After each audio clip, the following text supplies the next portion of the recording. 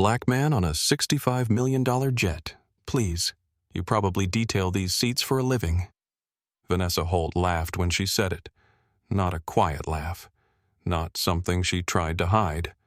It was loud and theatrical and designed to land a performance delivered in front of witnesses in a cabin where the acoustics were perfect and the silence afterward was total. She laughed right in his face. Marcus Dillon did not move. He was sitting in the rear-facing seat near the galley, his double espresso in a cut crystal cup on the side table beside him, his worn leather messenger bag resting against his knee. His hands were on his thighs, open, still. The kind of still that does not come from passivity. It comes from a man who has decided a long time ago exactly how much of himself he is willing to spend on moments like this one. Vanessa stepped closer. Her voice dropped. The laugh was gone now. What replaced it was something colder and more deliberate. "You people always have some story, don't you?" And then her palm came across his cheek. Open hand, full force. The crack echoed through the cabin the way sound travels in small sealed spaces everywhere at once, sharp and final, like a cabinet door slamming in an empty house. Marcus's head turned slightly with the impact. A red mark bloomed across his dark skin, warm and immediate. He did not touch his face. He did not raise his hand. He did not step back. He looked up at her. Calm measured his eyes like still water over something very deep and said 4 words barely above a whisper. "Thank you for that." She had absolutely no idea what those words meant. In exactly 8 minutes she would.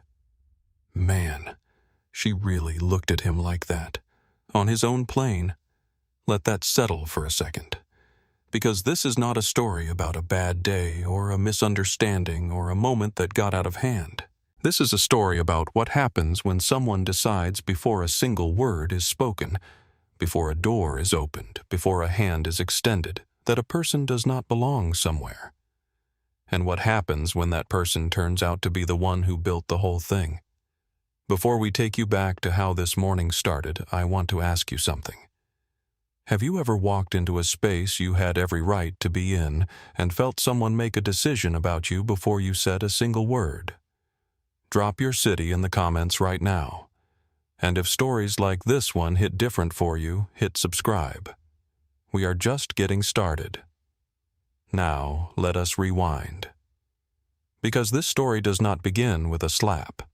It begins with a man who had absolutely nothing left to prove to anyone, and a woman who had no idea who she was standing in front of. Morristown Airport, New Jersey. The private aviation terminal on the west side of the field, not the terminal you walk through with a boarding pass and a carry-on. The other one. The one with marble floors and leather couches and espresso machines that cost more than most people's monthly rent. The one where the air conditioning hums at exactly the right temperature and nobody asks you to take off your shoes. It is a Tuesday in late October. The sky is the color of cold blue glass. The trees along the runway perimeter have gone gold and copper and rust, and the afternoon light falls at the angle that makes everything look like a painting someone is about to sell for too much money. Marcus Dillon's black SUV pulls into the private lot at 4:10 p.m. No motorcade, no staff waiting on the steps, no assistant rushing out with a tablet and an itinerary.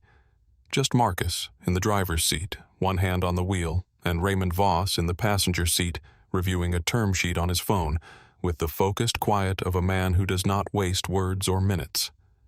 Marcus steps out. Gray hoodie, dark jeans, white New Balance sneakers, the kind that come in a plain box with no story attached. No Rolex on his wrist, he wears a black field watch, the kind a soldier might own, with a canvas strap and a face that tells only the time. No gold, no designer logo. No signal of any kind that screams money. If you passed him on the street, you might think contractor. Maybe a coach. Someone comfortable in his body. Someone who has been working outdoors. You would not think $2.1 billion. You would not think 6 countries, 40 aircraft, a company built from a single leased cargo plane 17 years ago, and now one of the most respected private aviation groups on the eastern seaboard. That was exactly the way Marcus wanted it.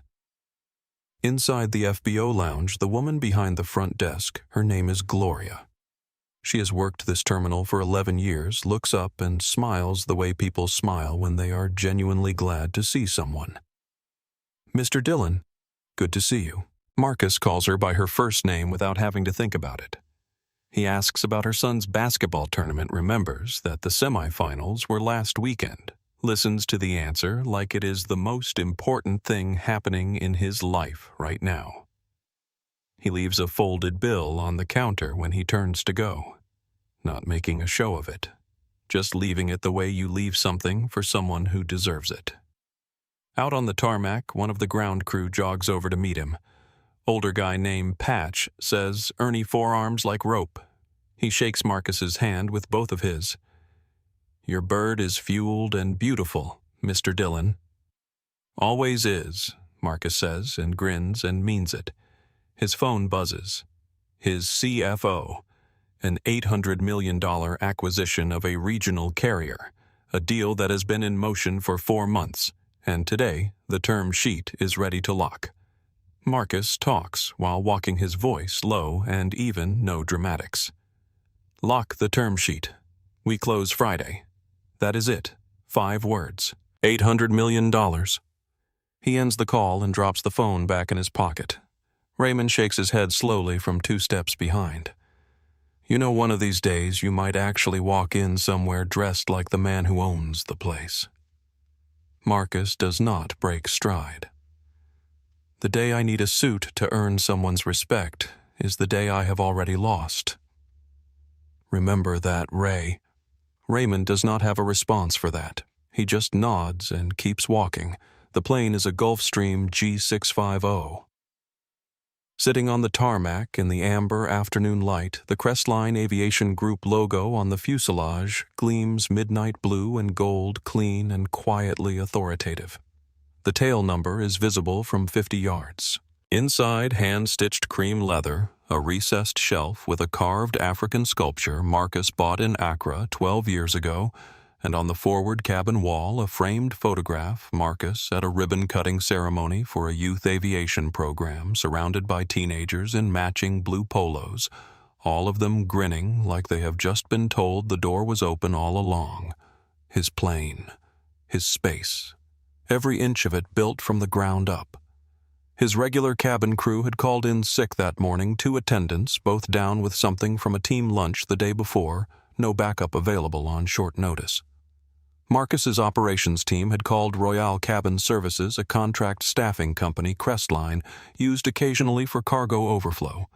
Reliable enough professional reputation, nothing that had raised a flag before. Marcus had approved the substitution without concern. He had used Royale before, never on his personal aircraft. Today would be the first time. It would also be the last. Vanessa Holt and her colleague arrived at the FBO 25 minutes before the scheduled boarding time, which under most circumstances would be a point in their favor. Vanessa stepped out of the car first. She moved through the tarmac the way someone moves through a space they have already decided belongs to them, fitted Navy uniform, every seam in the right place, posture that came from somewhere between discipline and performance. Her blonde hair was pinned in a perfect chignon. Her lipstick was red precise, the kind that does not shift. Her shoes were polished. Her nails were done. She was beautiful in the particular way of someone who has learned to use beauty as a tool, something to be held out or withdrawn depending on who is watching. Her colleague was Sophia Reyes, 27, on her 2nd year of contract work with Royale. Quiet, watchful, good at the job in the way that people who actually care about people tend to be good at jobs that involve caring for people. The crack showed before they even boarded. On the tarmac, a ground crew member approached to confirm the luggage manifest and catering details. He was a young black man, maybe 22, clipboard in hand, professional. Vanessa did not look at him. She waved her hand sideways, 2 fingers, the gesture you use to clear smoke from in front of your face. He stood there for a moment, confused, then redirected to Sophia, who thanked him, confirmed the details, and watched Vanessa walk away with an expression she could not quite name. She filed it away. Said nothing. Inside the FBO, Vanessa snapped at the catering coordinator for placing a fruit tray a few inches to the left of where she wanted it. She sighed loudly, a full theatrical exhale, when Sophia asked a simple question about the bar setup in the galley. Small things. The kind of things that are easy to dismiss individually and impossible to ignore in accumulation. They boarded the aircraft ahead of the client. Vanessa stepped through the cabin door and stopped. The interior was stunning. Cream leather so soft it looked liquid. The carved sculpture on the recessed shelf. The framed photograph on the forward wall, a broad-shouldered black man with a wide, genuine smile, arm around a teenage girl in a blue polo, both of them squinting into the sun at what appeared to be a ribbon-cutting ceremony. Vanessa looked at the photo for a long moment. Her nose moved. Just slightly. Just enough. She had been told the client's name, Mr. Dillon, boarding at 4:30. No photograph, no briefing beyond that. In her mind, without any conscious effort, she had already constructed an image of who owned this aircraft. That image was older. That image wore a suit. That image had silver at the temples and a certain kind of posture that said money in the language she had grown up reading. That image did not look anything like the man in the gray hoodie who was about to come up those stairs. Marcus climbed the air stairs at 4:28 with the casual ease of a man walking into his kitchen. He ducked slightly through the cabin door, 6'3" broad shoulders, the hoodie making him look even larger. His worn leather messenger bag hung from one shoulder. He smelled like cedar and cold autumn air and coffee. Vanessa was at the galley entrance, arranging items on the bar cart. She heard footsteps, turned, and saw him, her entire body recalibrated in the span of 1 second. Shoulders pulled back, chin lifted. The warmth left her face the way warmth leaves a room when a window opens in winter, completely and all at once.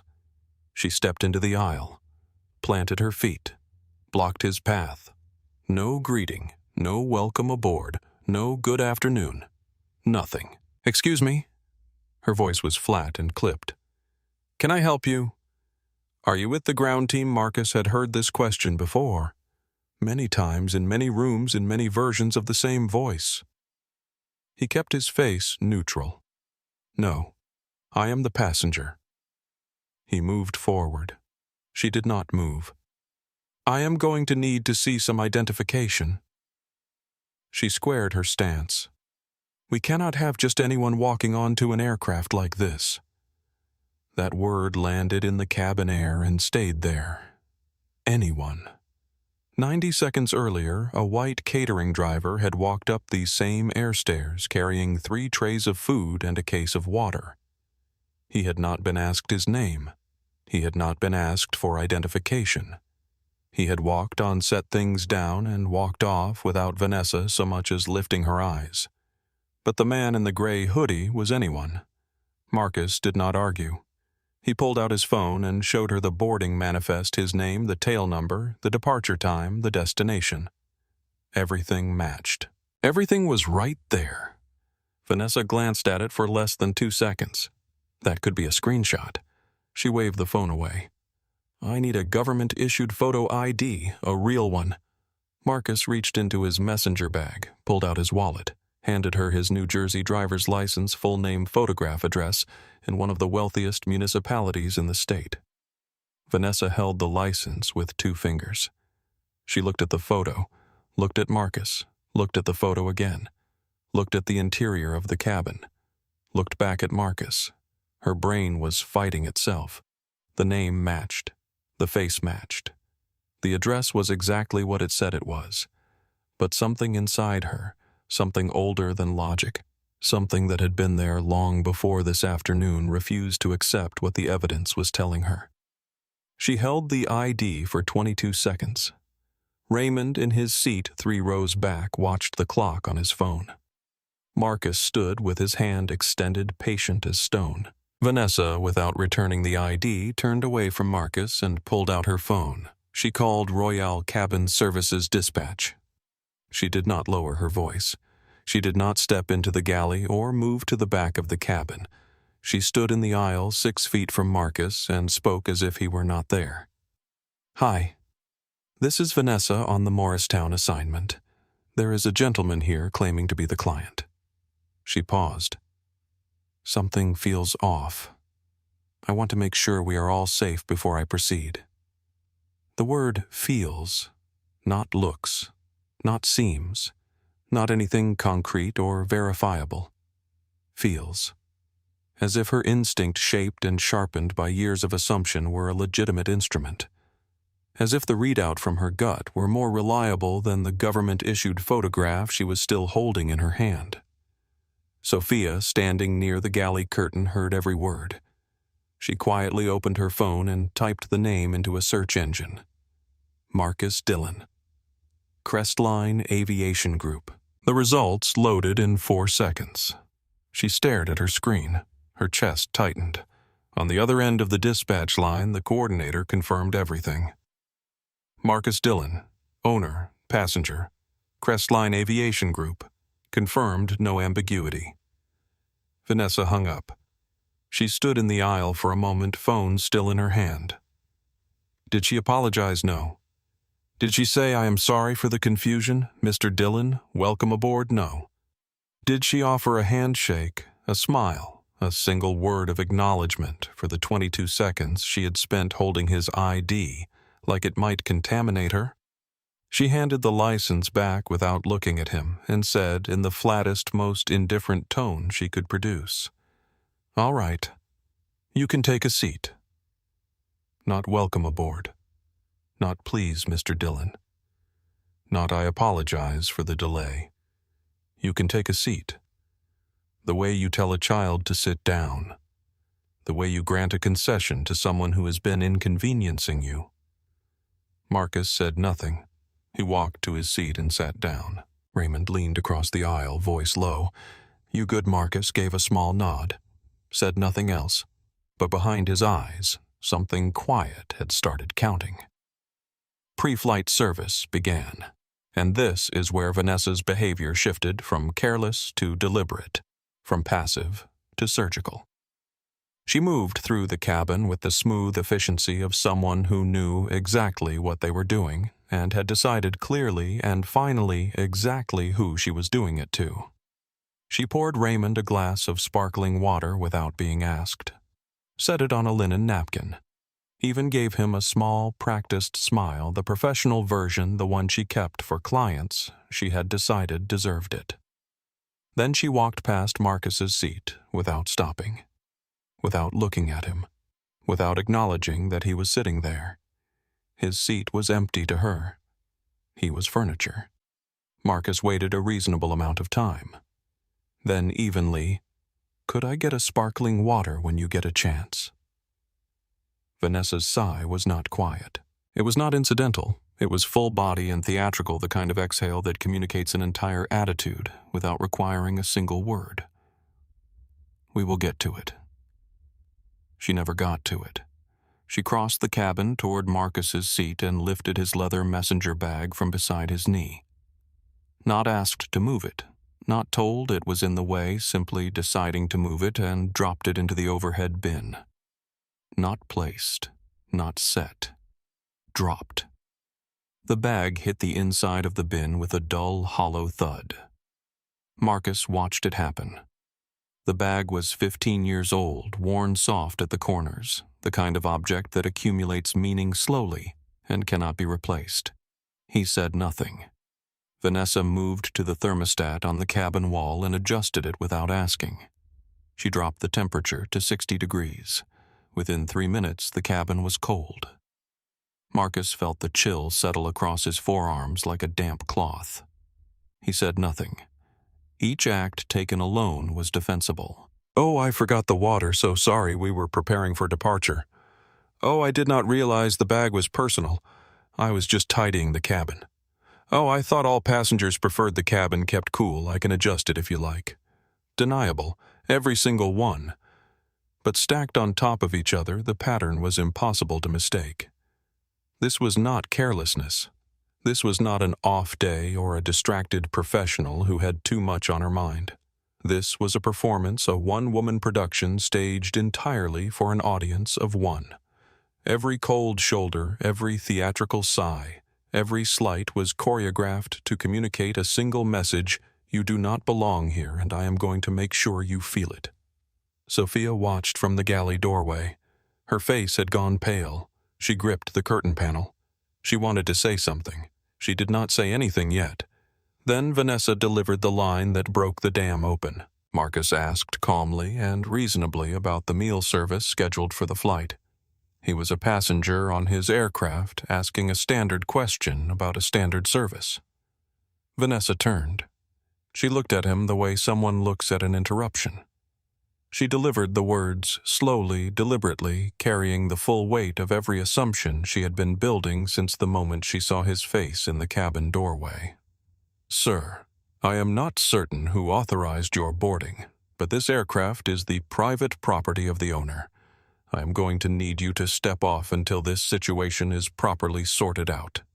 Even after the ID, even after dispatch confirmed his identity without qualification, even after seeing his full name on the boarding manifest in black and white. She had made her decision. She had made it the moment she saw a 6'3" black man in a gray hoodie walk through that cabin door, and every piece of evidence that contradicted it had simply failed to register. Marcus locked eyes with her. The cabin was completely silent. The only sound was the low electrical hum of the aircraft's auxiliary power unit running on the tarmac outside. He spoke quietly, calmly, not raising his voice by a single degree. "I am the owner," Vanessa scoffed. Not a small sound, not an apologetic, almost laugh. A full, head-tilted, lip-curled expression of total contempt, the kind that says, "I do not believe you, I will never believe you, and there is nothing you can say or show me that will change that." "Sure you are." Raymond's hand found the armrest. His knuckles went pale. He wanted to stand. He wanted to say the thing that would crack her arrogance in half. His jaw was tight, and his chest was rising fast. Marcus raised one finger. Just one. Without looking at Raymond. Without shifting his gaze from Vanessa at all. Not yet. Marcus was looking out the oval window. The tarmac beyond the glass was washed gold in the late afternoon light, fuel trucks and ground equipment moving in their slow, purposeful patterns, the Crestline logo on the fuselage reflecting the sun in a steady pulse of midnight blue and gold. Vanessa was on the phone again, this time calling the airport security desk. He could hear her voice somewhere behind him, low and precise. He was not listening. His mind had gone somewhere else entirely. Not as an escape, Marcus Dillon did not escape from things. But there are moments when the present becomes so familiar that it pulls you backward not by force, but by recognition, the way a smell can return you to a kitchen you have not stood in for 20 years. He was 29 years old. Newark. A converted warehouse on the edge of the Port District, close enough to the water that you could smell the salt on winter nights. 3 a.m. He had just completed his 12th consecutive hour on the cargo floor sorting loading managing manifests for a regional freight operation called Harmon Logistics that specialized in overnight Atlantic corridor shipments. He had been working this floor for 8 months, and for the past 4 of those months, he had been quietly, carefully, painstakingly assembling the financing to buy the company outright. The sellers did not know it was him. His attorneys were handling the negotiations through a holding entity with a name that told no stories. The floor supervisor on the overnight shift was a man named Gerald Kopp. Heavy-set, mid-50s, a man who wore his authority the way some men wear a belt buckle too prominently, as if it were the most interesting thing about him. Gerald had a way of moving through the warehouse that was less about getting somewhere and more about making sure everyone knew he was in charge of the space. Gerald walked past Marcus 3 times between 2:40 and 3 a.m. without stopping. On the 4th pass, he stopped. He studied Marcus the way Vanessa had just studied his ID, slowly, skeptically, arriving at a conclusion before a single fact had been established. "You are not on my manifest for this section." Marcus showed his employee badge and his temporary operations clearance, both current, both signed by the correct manager, both completely legitimate. Gerald held the badge under the overhead light like he was checking a bill for a watermark. He looked at the name. He looked at Marcus. He looked at the name again. These are easy to fake. Gerald's voice was flat and unhurried, the voice of a man who had never once in his life considered the possibility that he might be wrong about something. "I am going to need you to wait outside while I get this verified." Marcus went outside. He stood in the November cold on a loading dock in Newark at 3 in the morning and waited while 3 of his white colleagues walked in and out of the same door without being asked for anything. He counted them. He had nothing else to do with his hands. 41 minutes later, Gerald came to the door and said without apology or acknowledgement or any indication that he understood what he had just done, "You can come back in now." That was it. 3 months after that night, the acquisition closed. Marcus signed the final documents on a Tuesday morning and became the sole owner of Harmon Logistics, every truck, every lease, every manifest, every loading dock. The building Gerald Kopp had stood in and decided who belonged and who did not had belonged to Marcus the whole time. He handled Gerald's separation professionally. Fair severance, a written reference. He did not make a scene of it. He simply ensured that Gerald understood clearly and without ambiguity that the man he had sent to stand in the cold on a November loading dock had been the owner of the building from the moment the acquisition closed, and that what Gerald had chosen to do that night was a matter of permanent record. Marcus came back to the present. The cabin was cold. Vanessa was still on the phone. Raymond was watching him with the quiet attention of a man who knew better than to ask. Marcus thought about his son, 17 now, 6'2", already built like his father, with his mother's precision and his father's stillness. The kind of teenager who walks into rooms with a particular kind of self-possession, calm, unhurried, taking up exactly the space he is entitled to, not performing, just present. Marcus had been preparing him for this his whole life. Not for this specific cabin on this specific afternoon, but for the feeling of it, the particular way a room can change when you walk, in the way a person's eyes can move over you and make a decision before you have said anything at all. They had talked about it at dinner in the car on the sideline of basketball games. Not to frighten him, to arm him. I used to believe Marcus had told him once that if I built enough and proved enough and earned enough, it would eventually stop. It does not stop. What changes is what you do when it happens. You do not collapse into it and you do not explode out of it. You stay exactly where you are. You let the truth do the work. That is harder than either of the other things, and it is the only one that lasts. His son had looked at him for a long moment. Then, how do you stay that calm? Dad Marcus had thought about it.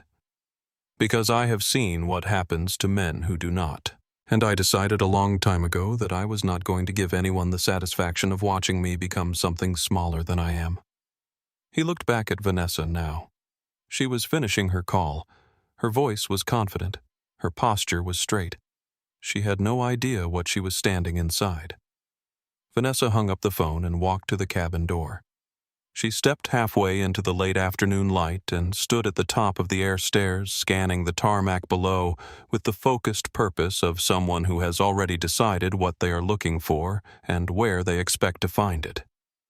30 yards away near the fuel depot at the eastern edge of the private ramp, an airport security vehicle was parked with the engine idling.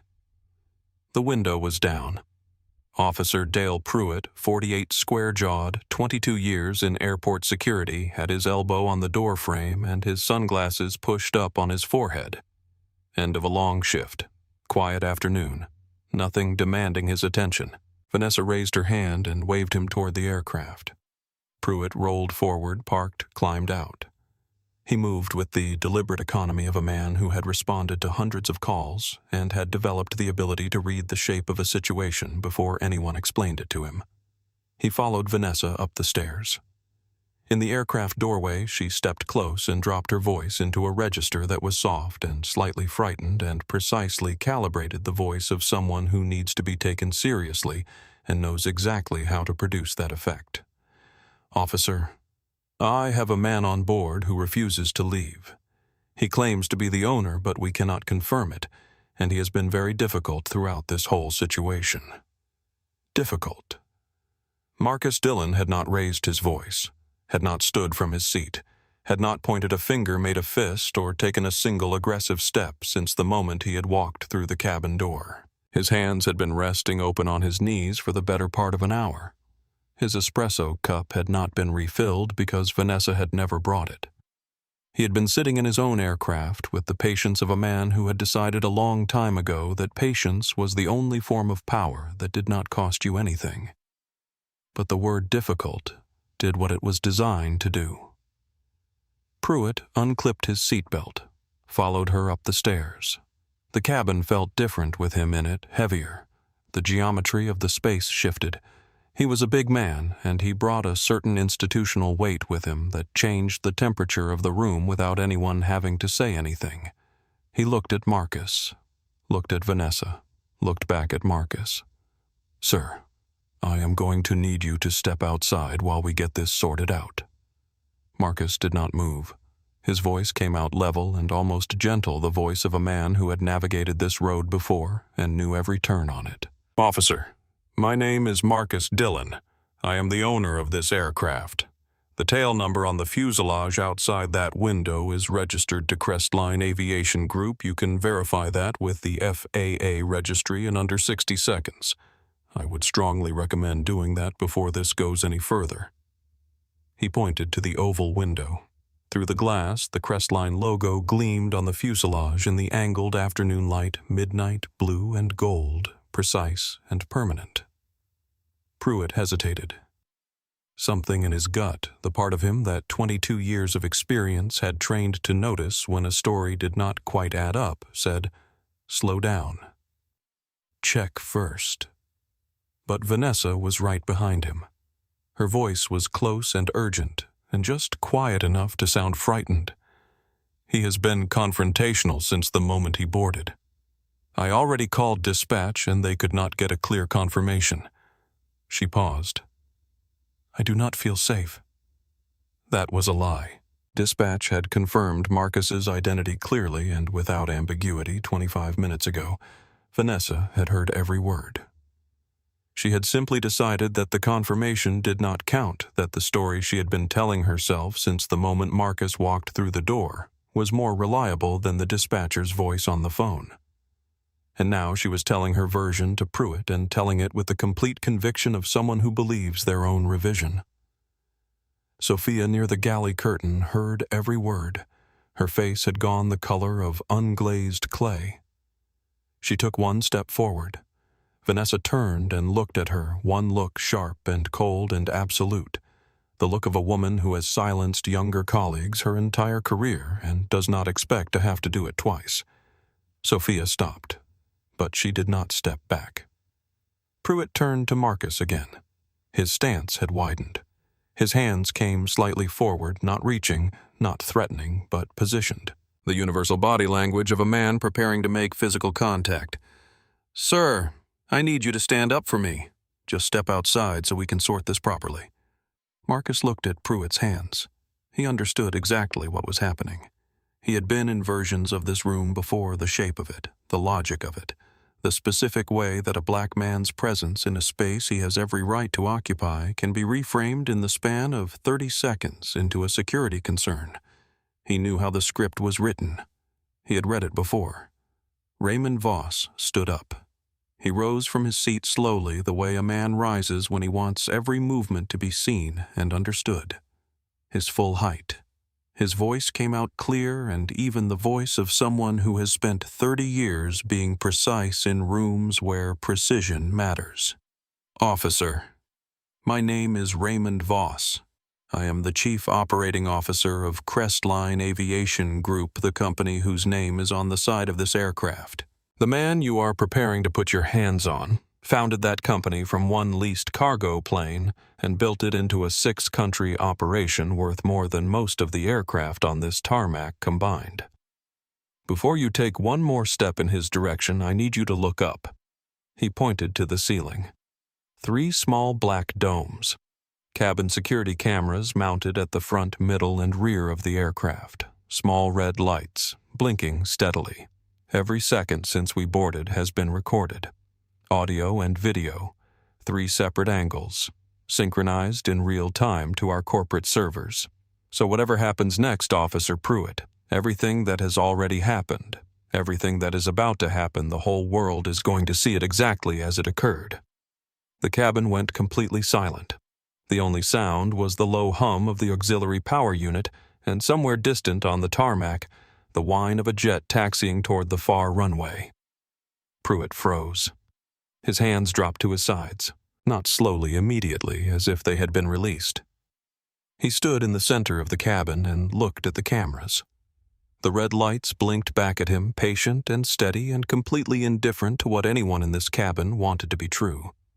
He reached into his pocket and pulled out his phone. He typed the tail number into the FAA aircraft registry. The kind of search that takes 3 seconds when you have a signal and know where to look. The result loaded Crestline Aviation Group, LLC. Owner of record Marcus A. Dillon. Pruitt stared at the screen for a moment. Then he typed the name into a search engine. The Forbes profile came up first. Then a profile from a business journal. Then a photograph Marcus at a White House ceremony standing beside the vice president. Both of them mid-laugh at something just off camera. Then a headline about a congressional testimony. Then another about the Crestline acquisition of a regional carrier. Then another. $2.1 billion. Presidential Commission on Minority-Owned Enterprise Development. Keynote speaker at 3 consecutive aviation industry summits. Donated $11 million to youth education programs in the last 4 years. Pruitt looked up from his phone. The color had left his face in the way color leaves a face when a person realizes all at once how close they came to making the worst mistake of their career. Vanessa had not seen the phone. She was still talking, her voice lower now, faster, with an urgency that had replaced the earlier performance of calm officer he has been hostile from the start. "I have followed every protocol. I have done everything correctly here, and I need you to Ms. Holt." Pruitt's voice, flat, official, 1 notch below the voice you use when you are about to issue a command. She stopped mid-sentence. He did not say anything else immediately. He simply looked at her, steady and quiet and without any of the sympathy she had been counting on. Then Sophia stepped forward. She had been holding this for 45 minutes. The words had been building behind her teeth since the moment she had looked up Marcus Dillon on her phone and seen who was sitting in that seat while Vanessa walked past him like he was invisible. Her voice shook slightly when she started. It did not waver. "I need to say something. I have been on this aircraft since before Mr. Dillon boarded, and I have watched this entire situation from the beginning. His identification was legitimate. The dispatch confirmation was clear. I heard it myself. He has not raised his voice once. He has not left his seat. He asked for a glass of water and was ignored. His personal bag was moved without his permission. He has been treated like a threat from the moment he walked through that door." She paused, and when she continued, her voice was steadier. "And I looked him up. He is exactly who he says he is. He owns this plane. He owns this plane, and we have spent the last hour treating him like a trespasser on his own property. The silence that followed was the kind that takes up space." Vanessa stared at Sophia. The expression on her face was not anger exactly. it was something more structural. The look of a person watching a wall they believed to be load-bearing crack down the center. She had understood that Sophia was younger, newer subordinate in the unspoken hierarchy of the crew. She had not accounted for the possibility that Sophia would choose to be something other than subordinate when it actually mattered. Marcus had been watching all of this without expression. He reached into his messenger bag and removed a small notebook, old soft-covered, the leather-worn pale at the corners, and the spine creased from years of opening. He turned to a page near the front, in his own handwriting in the margin beside something that was now too faded to read one sentence, "Build something they cannot explain away." He had written it at 29 years old on a loading dock in Newark on the back of a crumpled receipt after standing in the cold for 41 minutes, waiting for a man to decide whether he was allowed back into a building he already owned. He closed the notebook, set it on his knee. He looked at Vanessa. The cameras blinked above her head. He waited. Here is what you need to understand about Vanessa Holt. A smarter person would have stopped, would have looked at Pruitt's face, the color draining out of it, the phone going back into his pocket with the particular slowness of a man recalibrating, would have looked at Sophia standing there with her chin up and her voice still steady, would have looked at the cameras, those 3 small red lights blinking without opinion or mercy, and understood that the story had already been written, and the only variable left was how badly she wanted it to end. A smarter person would have found the word sorry and said it and meant it and walked off that plane with something left intact. But Vanessa Holt had stopped operating from intelligence somewhere in the last 20 minutes.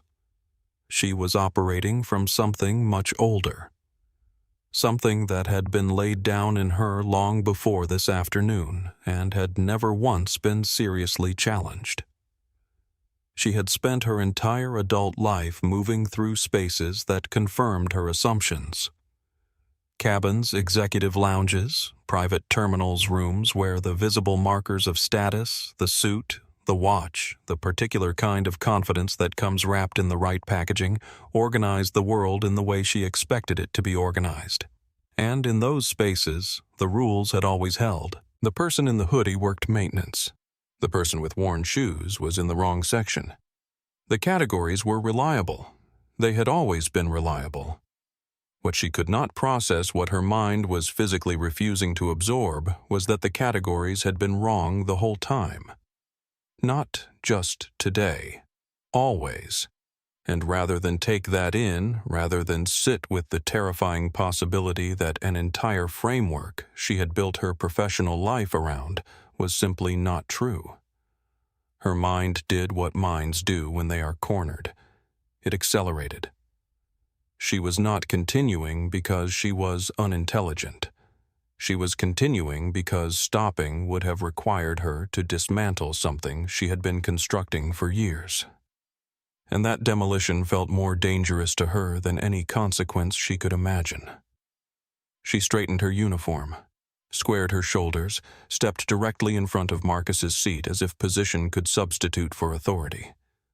Her voice was low, controlled, the performance of composure over what was no longer composure at all.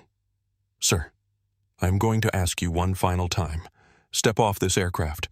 I will not be held responsible for an unauthorized individual on a plane of this value." Marcus looked up at her from his seat. His hands were resting on his knees. Open. Still. Completely unthreatening. He had not moved from this position since sitting down. He had not raised his voice by a single degree during any moment of the last hour. He spoke quietly, without hurry, without any performance of anger or triumph or anything other than simple, absolute clarity. "I am not going anywhere. This is my plane. Right now, you are on my payroll, and in approximately 4 minutes you will not be." Vanessa's face moved through something complex, a rapid sequence of expressions that arrived and departed before she could settle on any of them. She did the thing that people do when they have already crossed a line and the only direction they know is forward. She stepped closer. Her voice dropped to something that was barely above a whisper, but filled the entire cabin. You people always have some story. Don't you? Some angle, some excuse. She shook her head slow and contemptuous. You probably leveraged someone else's name to get on this plane. Men like you do not build things like this. Men like you find ways around things. Men like you. Raymond was on his feet. Pruitt's hand came up palm out, not at Marcus. At Vanessa. Sophia had gone rigid in the galley doorway, her hand pressed flat against the curtain panel. Marcus stood, not aggressively, not quickly. He simply rose to his full height, 6'3", broad-shouldered, filling the space the way a man fills a space when he has decided he is done remaining small for someone else's comfort. He looked down at her with something in his eyes that was 30 years old and very, very tired of being familiar. We are done here. Get off my plane. Vanessa's palm came across his left cheek. Open hand, full force. No hesitation. The sound was absolute. In the sealed cabin, it did not dissipate. It went everywhere at once, sharp and percussive, the way certain sounds live in a room long after they have ended. Pruitt flinched backward. Raymond lunged forward and stopped himself. Sophia made a sound she would not be able to describe later. The crystal espresso cup on the side table rattled once and went still. Marcus's head turned slightly with the impact. A red mark bloomed across his dark skin, immediate and vivid. He felt the warmth of it spread across his cheekbone. He did not touch his face. He did not raise his hand. He did not step back. He did not look away from her. He stood in the exact same position he had been standing in and looked at Vanessa Holt for one long, completely still moment. His breathing was even. His hands were at his sides open. Then he looked up. Slowly. Deliberately. He turned his gaze upward to the security camera mounted directly above Vanessa's head. The small black dome. The red light pulsing, steady recording everything transmitting in real time to a server in a data center 200 miles away where the footage would sit immutable and unkillable and absolutely without an opinion about who was right and who was wrong. It would simply show what happened. Marcus looked back at her. He smiled. Not warm, not friendly, not the smile he had given the mechanic on the tarmac or Gloria at the front desk. The other kind. The kind that arrives when a person knows something the room has not caught up to yet. The kind that is not unkind, it is simply inevitable. 4 words, barely above a whisper. Thank you for that. She stared at him. And the clock started. Marcus sat back down. He did it with the unhurried ease of a man who has just finished a long walk and arrived somewhere he intended to be. He settled into the seat, reached for the espresso cup on the side table, considered it, set it back down, picked up his phone. Raymond was still standing. Pruitt had not moved from the center of the cabin. Vanessa was still standing where she had been breathing audibly now, her palm warm from the contact. Her smirk was still on her face, but it had begun to calcify, not a real expression anymore, just the shape one leaves behind when it departs too quickly. Sophia had stepped fully into the cabin from the galley doorway. She was not going back.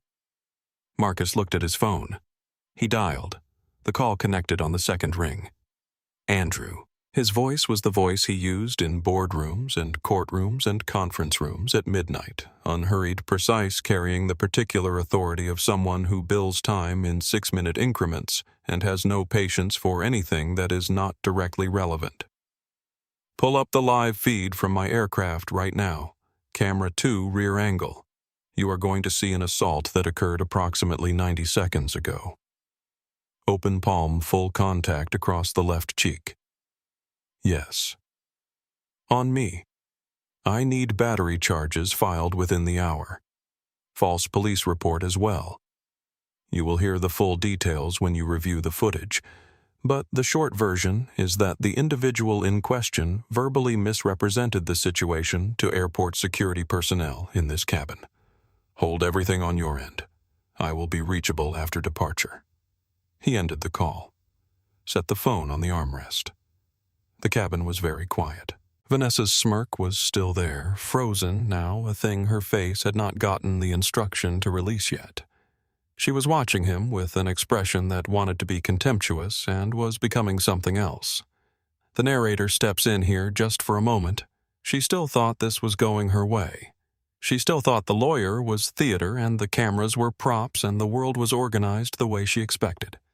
She had spent an hour and 15 minutes absolutely certain of who Marcus Dillon was. She was about to discover the cost of that certainty. Marcus dialed again. This time he looked directly at Vanessa when the call connected. He held eye contact with her the way a person holds eye contact when they want to make certain something is understood. James.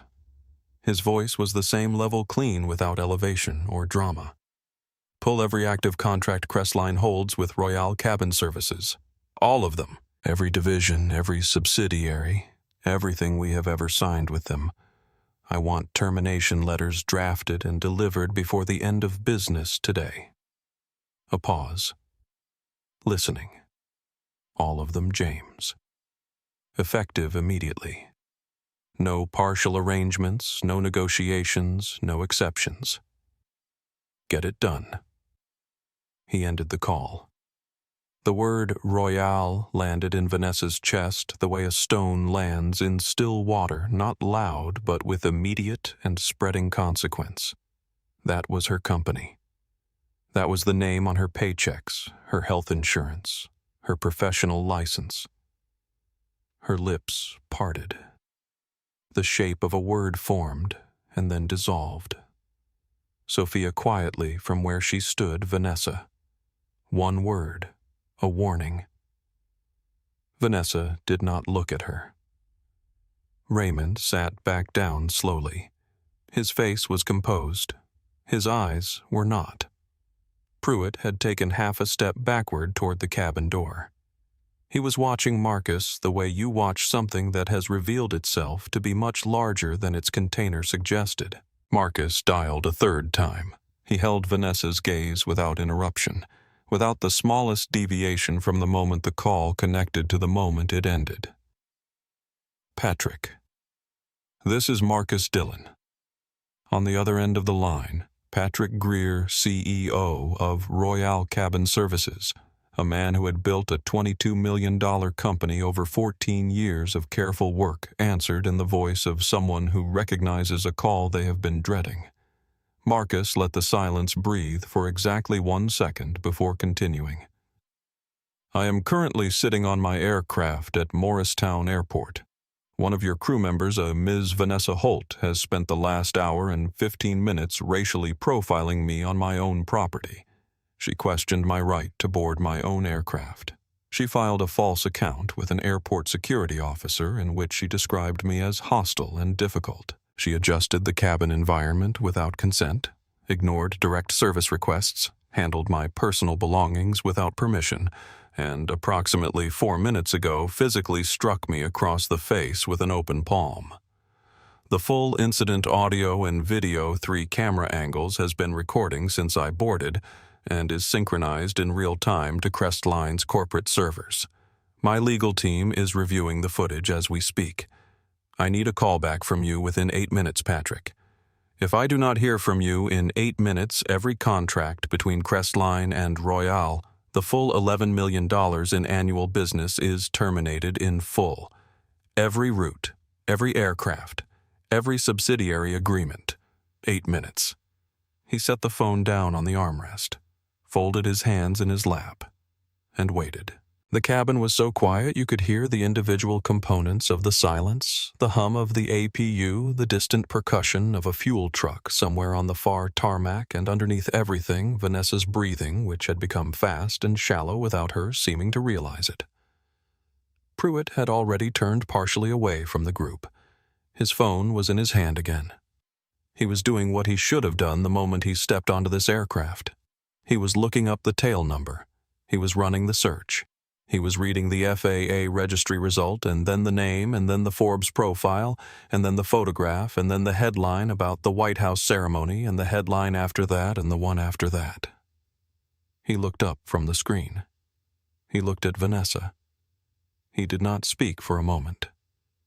And then, "Ma'am, I am going to need you to step off this aircraft." Vanessa's head turned toward him as if on a mechanism. "What?" His voice did not waver. It was official and flat, and it did not contain even a trace of what he was actually feeling, which was the particular nausea that comes from understanding all at once how badly you have been used. "The aircraft owner has formally asked you to leave. You are on private property without authorization, and based on what I directly witnessed in this cabin, you are facing assault charges. Step off the plane now." Vanessa's mouth opened, closed, opened again. "No, no, that is not. He was the one who I was protecting the aircraft." I had every reason to believe Pruitt did not raise his voice. He did not need to. "Ma'am, that was all." Vanessa's phone buzzed. She looked down at the screen in her hand. A text from her supervisor at Royale. The text read, "Call me right now. Do not say anything to the client. Do not say anything to anyone. Call me immediately." The phone buzzed again. An email from Royale Human Resources. Subject line, "Immediate suspension pending investigation." The phone buzzed a third time. Another email from the same sender. Different subject line, "Termination of employment. Effective immediately." 3 buzzes, less than 40 seconds. 12 years of professional life. Gone. Her hands were shaking so badly the words on the screen blurred and resolved and blurred again. She looked up from the phone. The cabin was still arranged exactly as it had been. Raymond in his seat. Sophia standing near the galley doorway, Pruitt near the cabin door. Marcus in the seat he had been in from the beginning. Same seat. Same posture. The red mark on his cheek had deepened. His hands were folded in his lap, completely still. He was not looking at her. He did not appear to need to. The notebook sat on his knee, closed. Build something they cannot explain away. Vanessa stood in the aisle of a $65 million aircraft that she had spent the better part of 2 hours insisting the man sitting 10 feet away could not possibly own, and for the first time in the entire afternoon, she had nothing left to say. Vanessa walked off the plane. Each step down the air stairs was its own contained event. She was aware of every one of them in a way she had never been aware of. Steps before, the pressure of each footfall, the slight give of the metal, the way the railing felt under her palm, cold and solid and indifferent. The golden afternoon light was still out here. The sky was still the color of cold blue glass. The tarmac smelled like jet fuel and cut grass and the particular metallic clarity of a New Jersey October. Everything outside was exactly as it had been when she walked up those same stairs 2 hours ago. But Vanessa Holt's world had been completely rearranged. She reached the tarmac. Her heels were unsteady on the surface, not structurally, but in the deeper way of a person whose body has received information that the mind has not yet processed. She clutched her phone in both hands. The screen was still showing the termination email. She had not been able to make herself close it. Sophia came down the stairs behind her at a distance and moved toward Officer Pruitt, who was already on his radio calling for a supervisor and a second unit. Pruitt approached Vanessa. His notepad was out. His voice had the flat, careful quality of official procedure, not unkind precisely, but stripped of anything personal. "Ma'am, based on what I directly witnessed inside that aircraft, I am placing you under arrest for simple assault and filing a false police report." Vanessa shook her head. It was a small disbelieving motion, as if she were trying to clear static. "No. No, you do not understand. He was aggressive toward me. I felt physically threatened. I was defending the aircraft." She stopped, started again. "I was doing my job." Pruitt looked at her steadily. Ma'am. He was seated in his own aircraft with his hands resting open on his knees for the duration of the encounter. He did not raise his voice. He did not make a threatening gesture. He asked you twice to leave, and on the second occasion, you struck him with an open palm. I witnessed all of this from inside the cabin. He paused. And so did 3 cameras. The handcuffs made a small metallic sound on the tarmac. It was not a loud sound. On another afternoon, in another context, you might not have noticed it. But in the particular quiet of that private ramp, with no one around except ground crew and the distant movement of aircraft on the far side of the field, it was the loudest thing Vanessa had heard all day. Near the fuel depot, 2 ground crew members stood watching.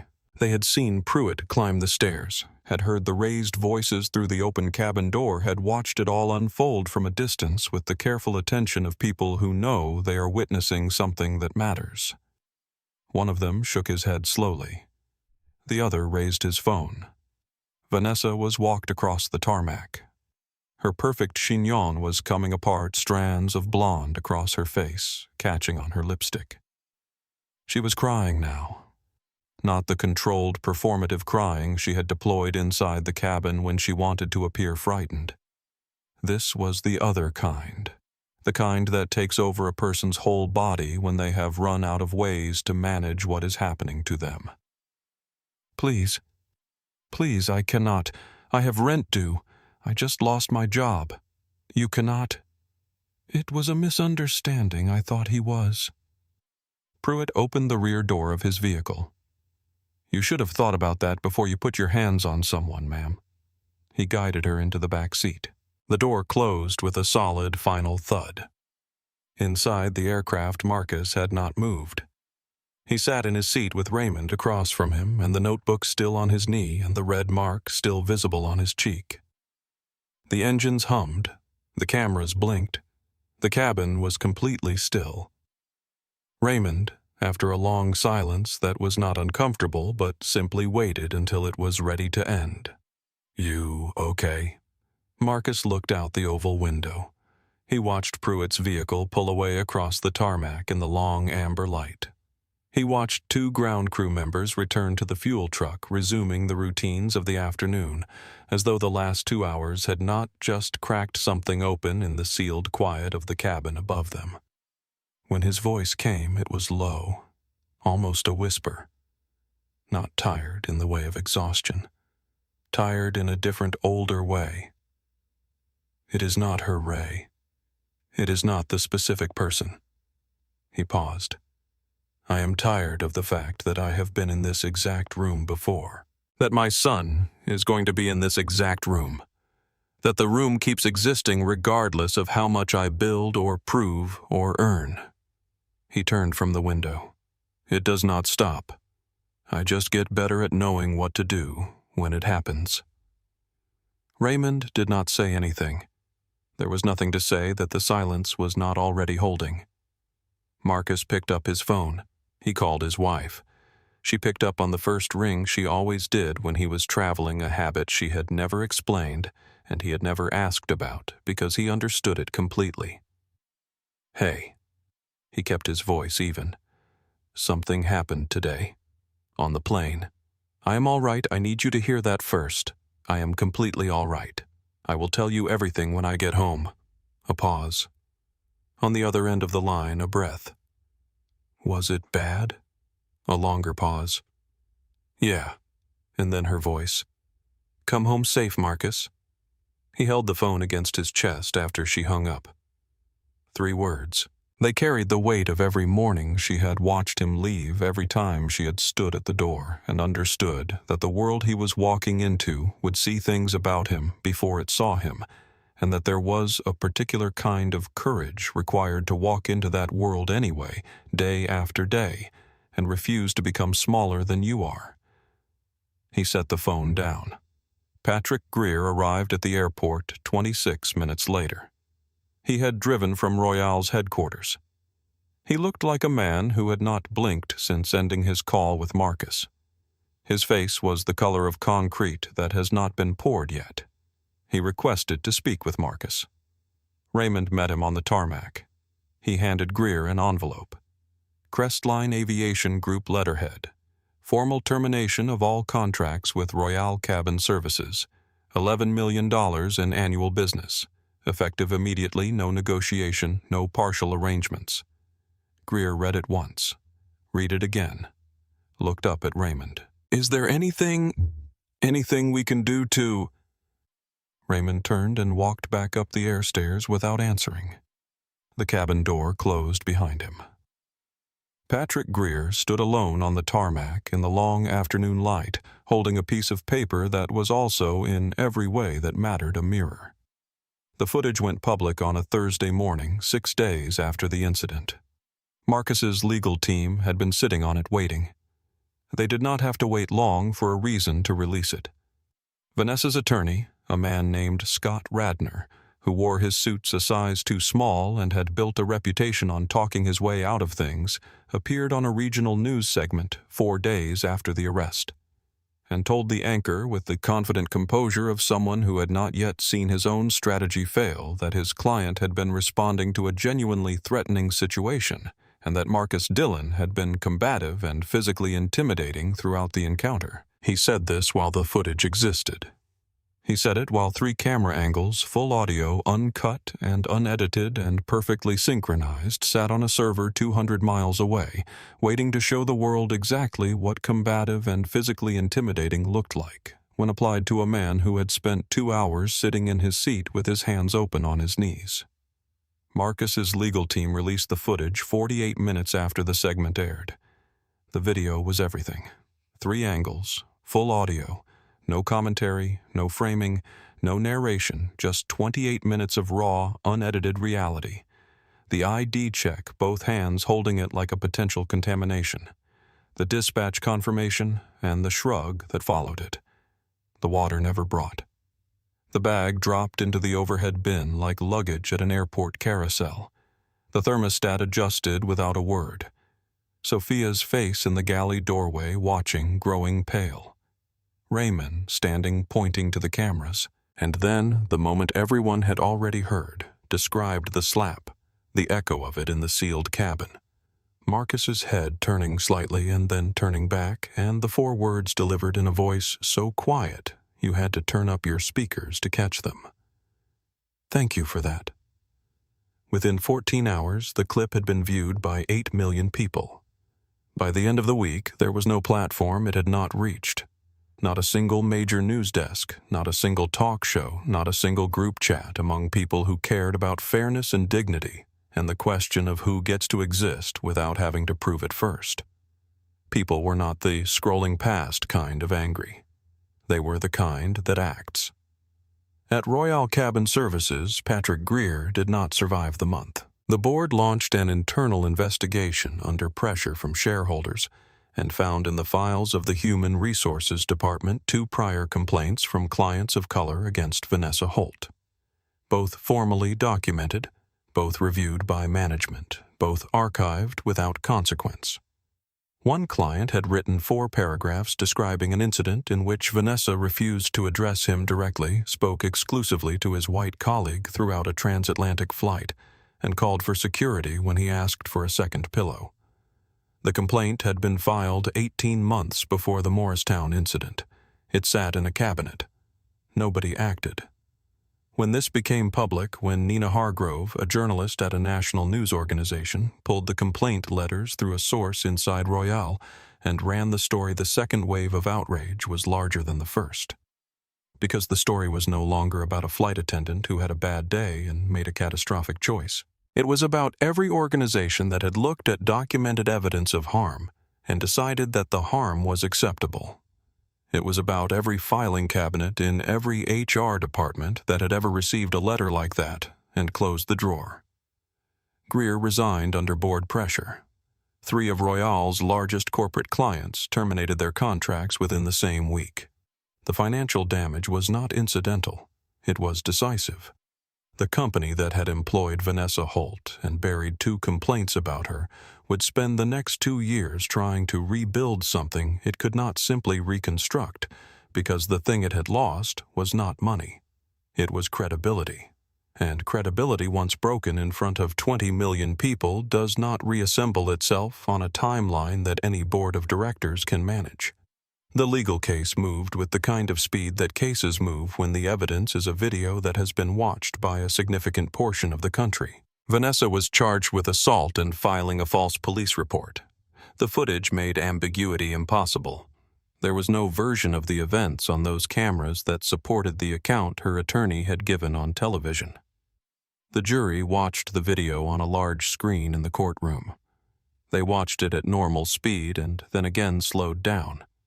They watched it with the audio enhanced so that every word Vanessa had spoken to Pruitt, every careful constructed sentence designed to weaponize his authority against a man who had done nothing, was completely audible. The verdict came back guilty on both counts. The judge delivered a sentence that included probation community service mandatory programming and a permanent criminal record, the consequence that mattered most in the context of the life Vanessa had built a lifetime ban from working in the aviation industry. The career she had organized her identity around permanently closed. Officer Pruitt received a formal reprimand through his department's internal review process and was required to complete bias awareness training. His department did not require him to do anything else. But Pruitt wrote Marcus a letter anyway, 2 pages handwritten on plain paper, no letterhead, no attorney. He acknowledged what he had done and what he had failed to do without making excuses for either. He described what he intended to change. He did not ask for anything in return. Marcus read the letter at his kitchen table on a Sunday morning. He folded it carefully and set it in a drawer where he kept things that mattered. He wrote back, 2 sentences, I received your letter. I accept your apology. Because accountability, the real kind, the kind that does not need a camera or a verdict or an audience to arrive, was all he had ever asked of anyone. Royale settled the civil lawsuit without going to trial. The terms were not made public. Marcus took the settlement amount and donated every dollar of it. A portion went to scholarship funds at historically black colleges and universities with aviation programs. A portion went to a legal defense organization that represented workers facing discrimination in the travel and hospitality industry. The remainder established the first cohort of what would become the Dillon Foundation's Youth Mentorship Program, young people primarily from communities that had been told in 100 quiet ways that the aviation industry was not built for them paired with professionals and given real access to real opportunity. At the press event where Marcus announced the donations, he stood behind a simple podium in a navy jacket, no hoodie, no performance. His voice was steady and unhurried. This money did not come from my pocket. It came from something ugly. I am choosing to send it somewhere it can grow into something that is the opposite of that. Into the futures of young people who deserve to walk through doors that have been open the whole time they just needed someone to tell them the handle was within reach. The room erupted. He did not smile for the cameras. He just waited for the noise to settle, and then he went back to work. Marcus Dillon went back to work the following Monday. Same gray hoodie, same white sneakers, same black field watch with the canvas strap that did not tell anyone anything about who he was, because he had long since decided that the people who needed to know who he was would find out, and the people who needed to be told were not his concern. But something had shifted. Not in him. Marcus had not needed this incident to know his own worth, and he had not waited for a verdict to trust his own account of what had happened in that cabin. The shift was in the world immediately around him, the way a landscape changes after a storm has passed through it. The same land, the same trees, but the light falling differently, revealing things that had always been there. He established the Dillon Foundation 4 months after the incident. Its purpose was simple and specific: open doors in aviation and aerospace for young people who had been told through policy, through assumption, through the accumulated weight of being overlooked, that those doors did not open for people who looked like them. Flight school scholarships, mentorship programs pairing young people with professionals in every part of the industry, seed grants for minority-owned aviation startups, a speaker series that brought executives, engineers, pilots, and operations leaders into schools in communities that had never once been asked to supply those things. The Foundation's first cohort was 38 students, 14 states, ages ranging from 15 to 22. By the second year, 91 students. By the third year, the wait list was longer than the program. Marcus was invited to testify before a congressional subcommittee examining racial discrimination practices in the private travel and hospitality industries. He flew to Washington. He sat behind a microphone in a wood-paneled hearing room and told the story the way he lived it without performance, without editorializing, without asking anyone to feel a particular way about it.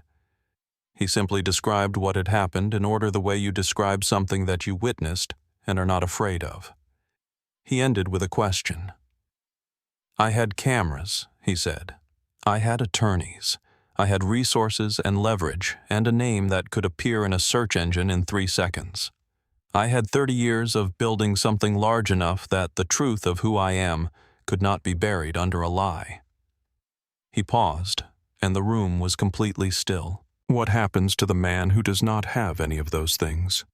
The silence in that hearing room was the kind that means the question has landed in the right place. What happens to the man who does not have any of those things became the Dillon Foundation's unofficial motto. It was printed on the back of every scholarship letter. It was painted on the wall of the Foundation's first dedicated office space in large, clean letters that visitors saw before they saw anything else. Raymond Voss was promoted to president of Crestline's newly established Equity and Access Division, a division built around one principle stated simply and applied without exception. Every person who comes into contact with this company, regardless of how they are dressed or what assumptions a stranger might form in the first 2 seconds of looking at them, will be treated with dignity from the moment they arrive. No footnotes. No situational qualifications. No asterisks. Raymond kept one item framed on his office wall.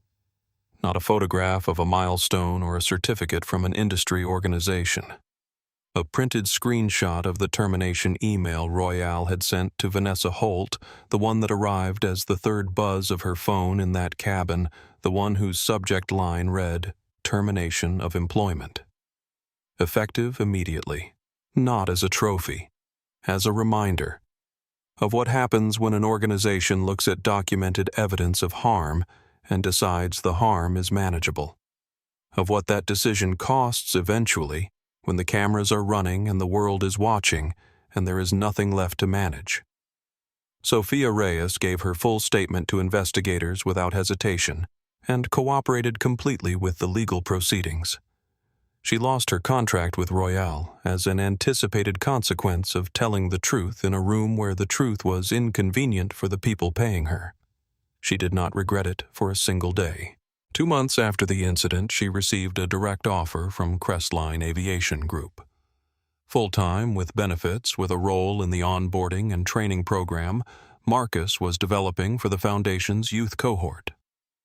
On her first day, Marcus met her at the FBO front desk. He shook her hand, the way he shook everyone's hand with both hands with full attention like the gesture mattered. "You spoke when it was hard." He held her gaze. "That is not a small thing. I want you to know that." Sophia became one of the founding instructors for the Foundation's orientation program, the person who met the first group of scholarship students when they arrived at the aircraft for the first time and told them before anyone said anything else, "You are supposed to be here. Do not let anyone spend the next hour making you wonder about that." Vanessa Holt completed her probation. She logged her community service hours.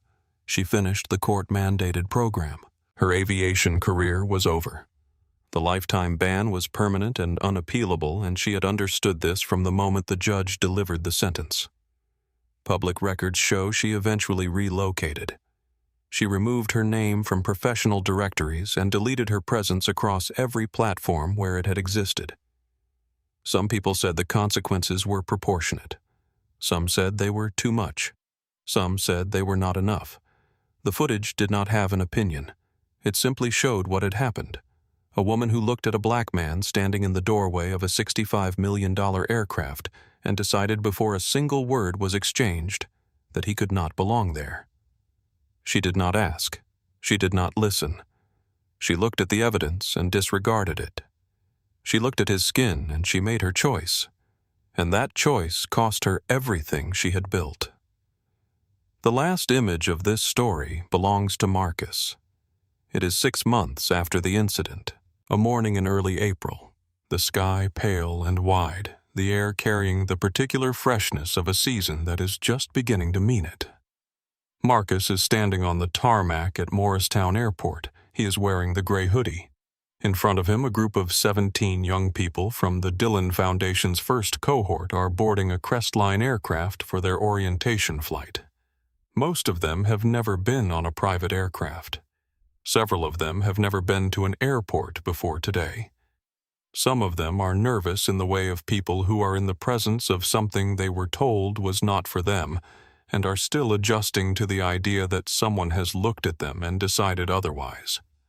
Some of them are vibrating with a kind of excitement that does not have a word for it, yet the excitement of a door swinging open that you had spent your whole life walking past. Sophia is at the top of the stairs greeting each of them as they board. She is saying something to each one, something short, something that makes them stand a little straighter as they step through the door. The last one to board is a girl, maybe 16. She pauses at the top of the air stairs and turns back the way people turn back when something behind them is worth looking at one more time. She looks out over the tarmac, the aircraft, the Crestline logo gleaming in the morning light, the wide, pale sky that opens in every direction without a ceiling, and her face does something that Marcus has felt from the inside his entire adult life, but has never quite seen from the outside until this exact moment. It is the expression of someone realizing that a door they believed was closed was never actually locked, that it was waiting, that the only thing that had ever kept them on the other side of it was someone else's assumption about who the door was for. She turns. She walks through. Marcus watches her go. He smiles. Not the other kind, the real one. I keep coming back to one moment in this story. Not the slap. Not the 3 phone calls. Not even the smile, though that smile is something I think about more than I expected to. I keep coming back to the single finger Marcus raised without looking at Raymond. Not yet. 2 words that were not even spoken out loud. Just a gesture from a man who had been in this room before many times over many years and had learned at real cost, through real experience, that the truth does not need help rushing. It only needs patience, because it is already in the room. It is always already in the room. It just needs a moment to make itself visible. I have been in spaces where I felt the temperature shift the second I walked in, where someone's eyes moved over me and made a decision before I opened my mouth. I used to think the answer was to arrive louder, to carry proof in plain sight, to perform my right to be somewhere until performance convinced the people who were skeptical. Marcus showed me something different. He built something they could not explain away, and then he sat down, folded his hands, and let it speak. That is a different kind of strength, the kind that does not need the room to grant it permission, because it never asked for permission in the first place. I am still learning how to do that. I think a lot of us are. So here is what I want you to carry out of this story today. Whatever room you walk into, whatever space, whatever door, whatever person looks at you and reaches a conclusion before you say a single word, you have every right to be there. Not because you can prove it, because it is true. And the truth, when it has patience and stillness behind it, always finds its moment. If this story meant something to you, share it with one person who needs to hear it right now, not for the numbers for the person. Hit subscribe so you do not miss what is coming next. And drop your city in the comments below, because this community, this space right here, this is a room where everyone belongs. I will see you in the next one.